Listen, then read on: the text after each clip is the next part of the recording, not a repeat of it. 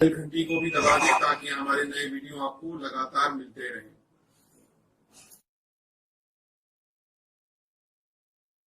नमस्कार दोस्तों, धर्म रहस्य चैनल पर आपका एक बार फिर से स्वागत है। आज का जो अनुभव है ये एक इच्छाधारी नाग से संबंधित है। तो चलिए पढ़ते हैं इनके पत्र को और जानते हैं कि इनके जीवन में इच्छाधारी नाग से जुड़ी कौन सी घटना घटित हुई है। प्रणाम गुरुजी, मेरा नाम जूही मेहरा है और मैं हैदराबाद की रहने वाली हूँ। प्रोफेशन से एक टीचर हूँ। एक दिन मैं ऐसे ही YouTube देख रही थी, तब मुझे आपके चैनल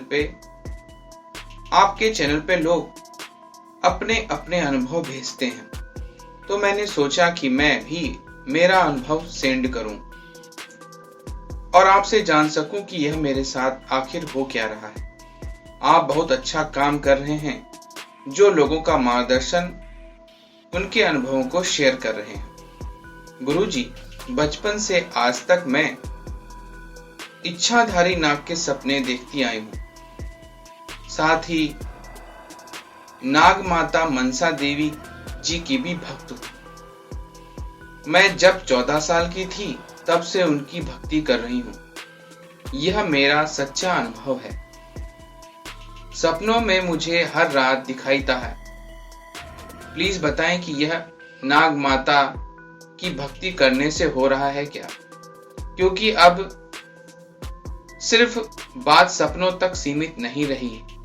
एक रात मैं ऐसे जाग गया कि मेरे बेड के साइड के पास सांप की फुंकार की आवाज आने लगी थी। नींद में थोड़ा थी, मैंने देखा वहां सच में सांप था। डर के जल्दी से उठ गई, ठीक से देखा लेकिन कुछ नहीं दिखा। फिर मैं वहम समझ के भूल गई। गुरुजी, मेरे पापा 5 साल पहले से ही गुजर चुके हैं। तब से मेरी माँ बीमार रहती हैं। दूसरी रात ऐसा फील हुआ कि मैं किसी जगह पे हूं और मुझे किसी ने टच किया है, लेकिन सडनली याद आया कि मैं तो सोने से पहले नींद की पिल्स खाई थी और उसी में सो रही थी और नींद में नहीं उठती। उनकी बीमारी के चलते किसी का टच फिर से फील हुआ था। मैं उठ गई तो सामने देखा, जो लड़का बचपन से मैं सपने में देखती आई हूं वो लड़का वही था। मैं उसे ठीक से देख पाऊं, ये आंखें रब करती हुई उठ के बैठ गई। तो मैं उसे देखकर शॉक में थी, क्योंकि लड़का उसके कमर तक तो इंसान था, लेकिन कमर के नीचे आधा नाग था। गुरुजी, जो भी था उसे देखकर बहुत ज्यादा मैं डर गई, क्योंकि अब तक तो मैं सिर्फ उसके सपने में ही उसे देखा करती थी, पर यहाँ पर तो सच दिख रहा था। मैं चिल्लाने लगी। उसने कहा कि मुझसे डरो मत, मैं तुम्हें कोई नुकसान नहीं पहुंचाऊंगा। मेरा नाम रंशा है और मैं एक इच्छाधारी नाग हूं। इतना बोला ही और उसने मनुष्य रूप ले लिया। थोड़ी सी हिम्मत कर मैंने पूछा, आप इच्छाधारी नाग हैं तो मेरे पास क्यों आए हैं? आपका मुझसे क्या काम है? क्योंकि जहां तक मैं जान पाती हूँ कि इच्छाधारी नाग नागिन के किसी के ही सामने ही नहीं आते हैं। तो वो बोला, तुम्हारे सामने तो आना ही था, क्योंकि तुम मेरी पिछले जन्म की पत्नी हो। हर जन्म में तुम मेरी ही थी और मेरी ही रहोगी। बात 90 साल पहले की है। पिछले जन्म में तुम्हारा नाम नियति था, तुम मेरी नागिन थी। हम दोनों नागमणि के रक्षक थे। एक दिन तुम्हें कुछ सर्पों ने धोखे से मार डाला। तब से मैं तुम्हारे लिए ये इस प्रकार से तड़प रहा हूं। दोबारा तुम्हें खोना नहीं चाहता हूं। तुम्हारे बिना मैं नहीं जी सकता। जब तुम मेरे साथ होती हो तो मैं खुद को पूरा महसूस करता हूँ। तुम्हारे बिना मैं अधीरा हूँ। जब तुम नाग पंचमी के दिन नागों को दूध पिलाने के लिए आई, तब मैं वहां से तुम्हारे देख रहा था और तुम्हें एक नजर में ही पहचान गया कि तुम मेरी नागिन हो। उसी दिन मैं तुम्हारे पीछे पीछे घर तक आ गया। तुम्हें याद नहीं, शिव वरदानी थे। मैंने पूछा कि इसका क्या मतलब। उसने कहा कि मुझे शिव जी का वरदान था। तो मैंने कहा कि मुझे नहीं लगता है कि मैं आपकी नागिन हूँ। अगर हूँ तो आपके पास कोई सबूत है? उसने कहा है, तुम्हारे गर्दन के पीछे एक जन्म चिन्ह है जो नाग के फन जैसा है। ये सुन मैं शौक में आ गई। मैंने पूछा, आपको कैसे पता? उसने कहा कि तुम्हारे सबूत चाहिए था जो मैंने दे दिया। वो पिछले जन्म का तुम्हारी गर्दन पे अभी भी है। मैं यह सब सुनकर शौक में थी, क्योंकि मैं पिछले जन्म में विश्वास नहीं रखती हूँ। मैं कंफ्यूज हो गई और समझ में आया कि कहां से फिलहाल यह जुड़ाव संभव हुआ है। यह सब कैसे बताऊं, समझ में नहीं आ रहा। अगर किसी को बताया तो मुझे पागल समझेगा गुरुजी। यहाँ लोग अपने अपने अनुभव शेयर करते हैं, इसीलिए मैं यहाँ पर भेज रही हूँ। फिर अगले दिन शाम को वह फिर से आ गया। तब मेरे रूम में मेरी माँ भी थी। उस नाग को देखकर वो बेहोश हो गई। फिर उसने उनके सर पर हाथ रखा और कुछ मैजिक सा किया और उन्हें होश दिलाया और सारी बात बताई। इस बार खाली हाथ नहीं आया था। उसके पास मणि थी और बोला, यह अलौकिक मणि है, इसमें बहुत अलौकिक दिव्य शक्तियां हैं, मैं ये तुम्हें दे रहा हूँ। मैंने उस मणि को हाथ में लेकर दिखाया और उस मणि में 100 हीरों की चमक थी और मणि भी मेरे पास है। पता नहीं कौन सी मणि है और यह सब क्या चल रहा है। मैंने कहा, मैं पुनर्जन्म में विश्वास नहीं करती और अब तक इच्छाधारी नाग नागिन पे विश्वास नहीं रखती थी। सिर्फ लोगों से सुना था कि इच्छाधारी नाग नागिन होते हैं, लेकिन इस बात की मैं फेक बोलती थी। लेकिन आपको देखकर विश्वास हो गया कि इच्छाधारी नाग नागिन होते हैं। वो बोला, हाँ ये सच है। मेरी नियति का जन्म तुम्हें इस रूप में हुआ है। तुम पिछले जन्म में इच्छाधारी नागिन थी। ये तुम्हारे सपने इसीलिए आते थे। मैंने पूछा, आपको कैसे पता? बोले कि मैं एक इच्छाधारी नाग हूं और मेरे पास बहुत अलौकिक शक्तियां हैं जो तुम सच में नहीं जानती। मैंने कहा, ठीक है, मान लेती हूँ कि पास्ट लाइफ में मैं तुम्हारी पत्नी थी, लेकिन इस जन्म में मैं एक आम इंसान हूँ और आप इच्छाधारी नाग हैं। मैं मनुष्य योनि से हूँ और मुझ में नहीं लगता कि इंसान और इच्छाधारी नाग की शादी हो सकती है, तो मैं आपको भूल जाती हूँ। तो उसने कहा, नहीं, कभी नहीं, तुम्हें मैं भूल नहीं सकता। मेरे 100 साल का प्यार हो। मैंने पूछा, अब क्या हो सकता है? तो वो बोले, देखो, सबसे पहले तुम और मैं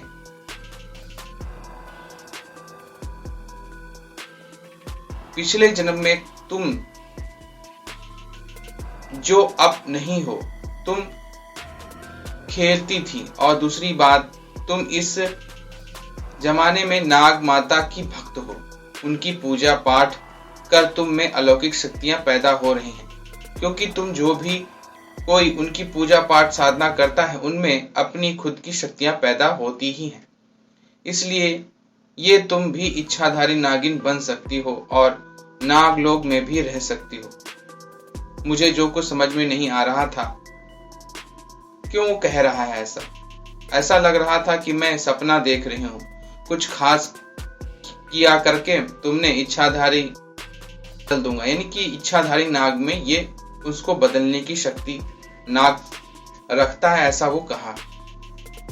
सिर्फ महाशिवरात्रि तक रुकना होगा, क्योंकि ये खास क्रिया सिर्फ नाग पंचमी या फिर महाशिवरात्रि पर ही की जा सकती है।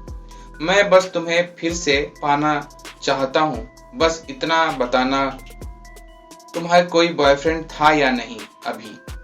या फिर है या नहीं। मैंने कहा कोई नहीं है। तो बोले तो फिर ठीक है। मैंने पूछा अगर कोई लड़का मुझे पसंद करता है तो तुम क्या करोगे? तो वो बोला कि फिर मैं उसे मार डालूंगा, क्योंकि हम नाग नागिन अपने प्यार पे किसी की नजर बर्दाश्त नहीं कर सकते। ऐ सुन मैं डर गई, क्योंकि एक लड़का है जो मैं पसंद करता है और उसने पूछा क्या तुम्हें कोई पसंद करता है? मैं बोली नहीं। अच्छा ठीक है, यह नागमणि संभाल के रखना, आज से यह नागमणि तुम्हारी है। मैं कल आऊंगा, अब मैं जा रहा हूं, अपना ख्याल रखना। बोल कर जाऊंगा। और इस प्रकार से वो कह के चला गया। माँ ने पूछा अब तुम क्या करोगी? मैंने कहा फिलहाल तो सोचना पड़ेगा आगे क्या करना है। ये बात तो मैं किसी को भी नहीं बता सकती। गुरुजी, रंशा मुझे अगले शिवरात्रि पर हमेशा हमेशा के लिए ये नागलोक ले जाना चाहता है।